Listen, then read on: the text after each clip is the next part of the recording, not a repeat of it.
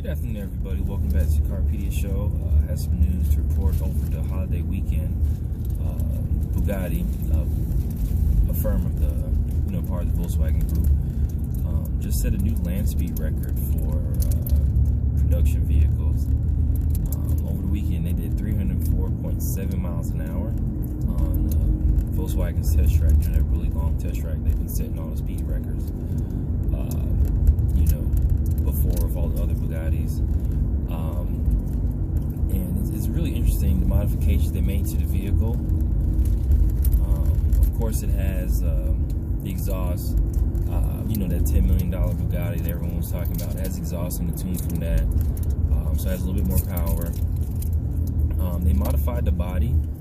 It's officially called the Bugatti Chiron Longtail. And they basically made it 10 inches longer in the back to make it more aerodynamic. They lowered the car a little bit.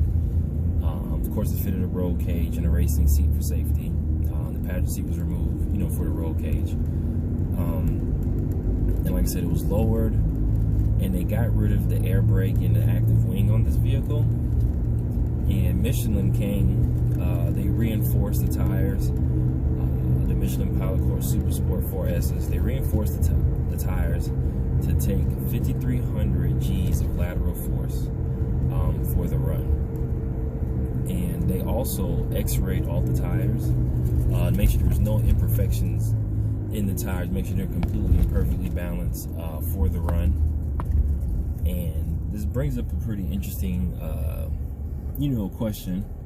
This car is modified, so technically it's not an all-the-way production vehicle, and it's not for sale, so technically it's not a car you could buy.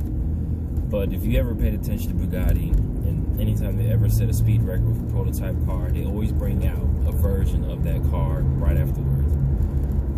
So this body work that you see, the modified body work, the lack of the rear air brake and adjustable wing, and the lowered body, and the exhaust with the higher tune on the engine, this is definitely coming into like a probably top speed super, because they always sell a commemorative version of the vehicle whenever they set a top speed record. They'll probably limit it, probably won't do the whole 300, probably do like 280, just above the Jera. I think the Jera RS does like 276 miles an hour, so they're going to do at least 280.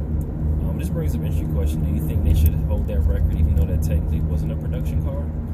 Or do you think that it's okay for them to hold the record because technically, based on their track experience, they've always went ahead and modified, their prototype vehicles with the intent of selling a production version of that vehicle. So, me personally, I think we should wait until the production version comes out, and that should be the one that holds the record.